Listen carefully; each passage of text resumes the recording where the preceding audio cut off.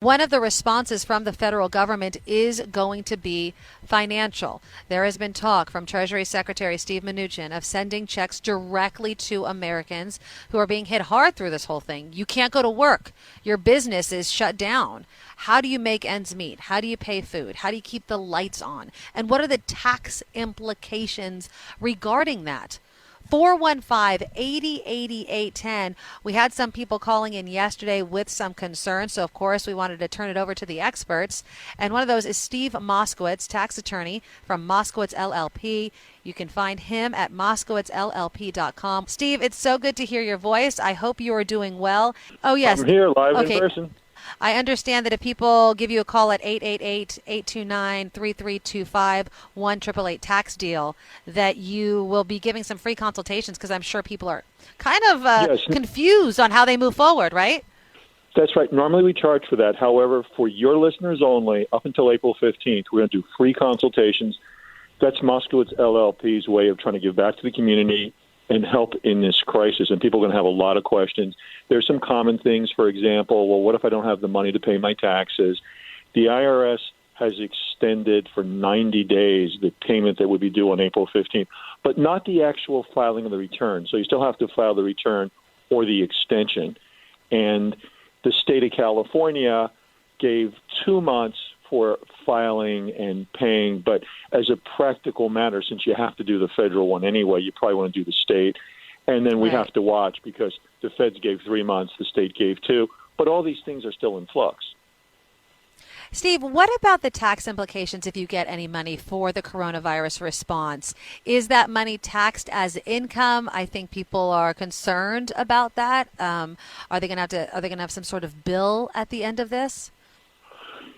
The government has to decide what they're going to do. My guess is they're going to treat it as a gift. Otherwise, it doesn't make any sense to say, here's 1,000 or 2,000 or 3,000. But wait, you have to give some of that back. So the bottom line is, my guess, it's going to be like a tax-free gift. But we'll see what the politicians in their infinite wisdom decide. Also, some listener called in, and if anyone's listening and has a tax question for Steve Moskowitz, it's 415-808810. You know, some people have things taken out of their paychecks, child support checks, maybe student loan payments, things like that. Are there any tax implications or payment penalties if you can't make any of those payments right now? There's something called a hardship deferral where we do them all the time, where somebody, there's not a question they owe the money, but they just don't have it right now. And although the government has always given them, you have to prove that you really can't pay it. I would think now in this crisis that the government is really going to ease up on that, and I would think that a hardship deferral would be the case where you say, look, I just can't pay it, and my bet is that you're going to be able to get the hardship deferral, so that at least they'll give you ease from the IRS or the state grabbing what little you do have. I am speaking with Steve Moskowitz, tax attorney from moskowitzllp.com. Property taxes, Steve, they're due April 10th.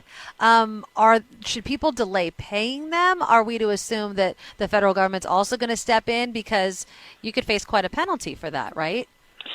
Yes, you can. So until there's an official announcement, yes, you should pay things when they're due. But if you can't, because a lot of times we deal with people that it's not a question of the law, they just can't. If you can't, we want to go ahead and make a deal, because what we don't want to do is go ahead and see the government starting to grab properties. However, we see the government is moving, like they're stopping foreclosures temporarily, so they're kind of in the mood to say, give some homeowners some relief, and the people in general some relief. Right. You're watching this unfold, Steve. What are you most concerned about financially, economically, when you're looking at the decisions that are being made? It seems to me that it looks like relief, obviously, for the American people. Could it be a little bit too much relief that it actually does more harm than good down the line? One of the things that really concerns me is how delicate our economic system is and how quickly it fell apart. For example, we haven't had bread lines since the 1930s, and all of a sudden the stores went from which brand shall I choose to people literally fighting over food. Yeah, I think that that's just the more kind of panic thing, that there's not going to be enough, that there's not going to be enough food or anything like that. But I guess people also wonder, what is this going to do to my finances? Are we going to be pushed into a deeper recession or a Great Depression because of something like this? We see the economic effect because, for example, the hotels are having 2 to 5% occupancy rate, so they're talking about closing up, and that means, well, wait a minute, somebody lost his job, so now he can't make the payments he would make, so that business closes and that business lays off employees. The economic domino effect, but it's really happening quickly. So one of the services that we're trying to help people with is, suppose you own a restaurant and you're paying astronomical rent in San Francisco, and all of a sudden the government says, okay, close down for 3 weeks. Not to mention the fact they were pretty empty before this. Your landlord comes by and says, okay, rent's due.